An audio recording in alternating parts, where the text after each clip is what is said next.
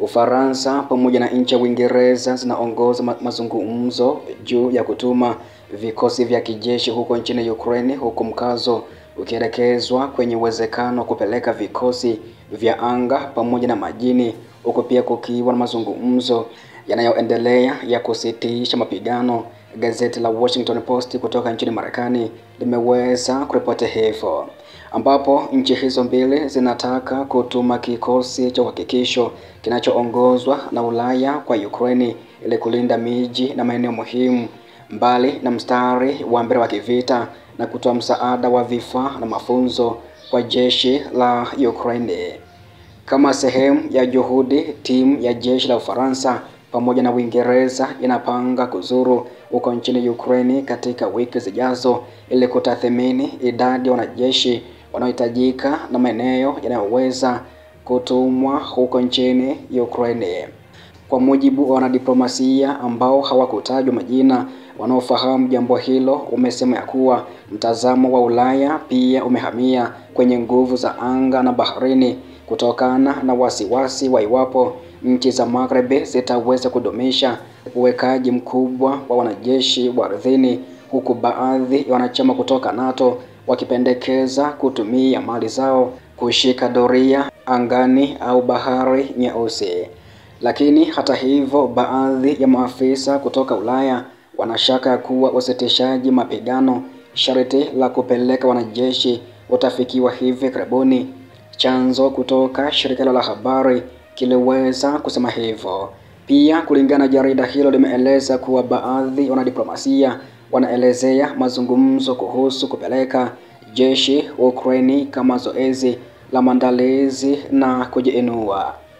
Nchi kadhaa kutoka Ulaya zinaripotiwa kusita kutuma wanajeshi bila ahadi kutoka kwa Marekani kuingilia kati iwapo hali ya ongezeko hilo itaongezeka, huku maafisa kutoka Ulaya wakitafuta uungwaji mkono wa Marekani kwa njia ya mali ya ulinzi wa anga, kijasusi na usafirishaji mkubwa wa ndege. Hata hivyo, Rais wa Marekani Donald Trump hajatoa hakikisho, huku maafisa wa timu yake wakitoa ishara tofauti iwapo chaguo hilo liko mezani.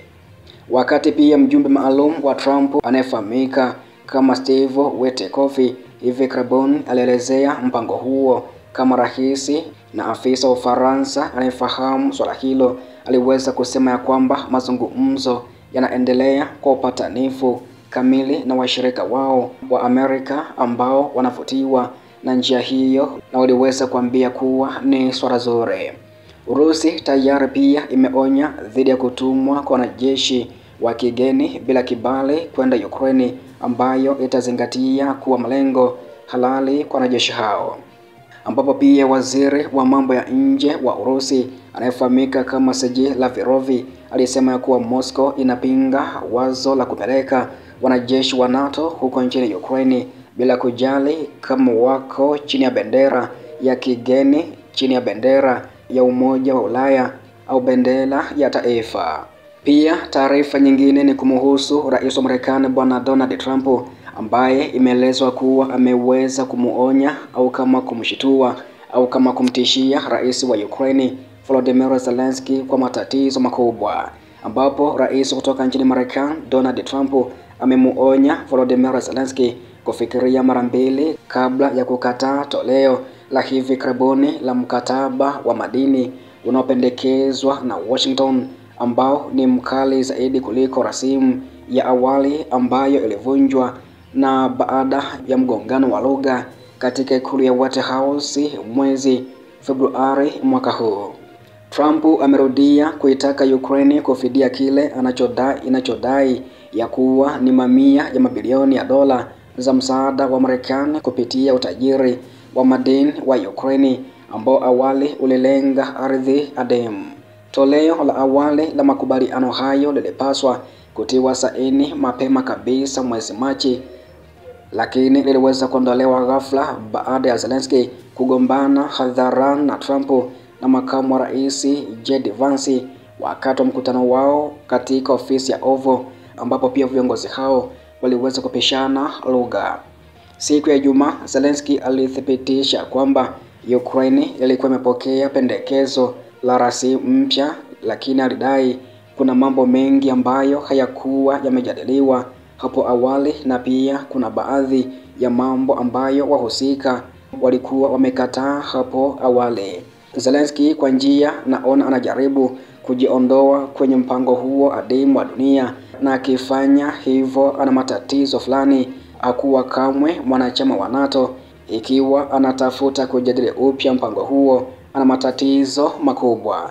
Kujibu, Trump alimshutumu Zelensky kwa kujaribu pia kukataa makubaliano yaliyopendekezwa katika hotuba kwa waandishi wa habari ndani ya Air Force One siku ya Jumapili, kama ilivyoripotiwa na shirika la habari la Reuters. Alisema, ninaona anajaribu kurudi nje ya mpango wa nadra wa dunia, na ikiwa atafanya hivyo ana matatizo fulani, matatizo makubwa, tena makubwa. Tulifanya makubaliano katika nchi adimu, na sasa anasema vema, unajua nataka kujadili upya. Ikiwa anatazamia kujadili mpango huo ana matatizo makubwa. Rais wa Marekani Donald Trump alisema hivyo. Trump pia alisisitiza ya kwamba Ukraine inapaswa kuachana na matarajio yake ya kujiunga na NATO.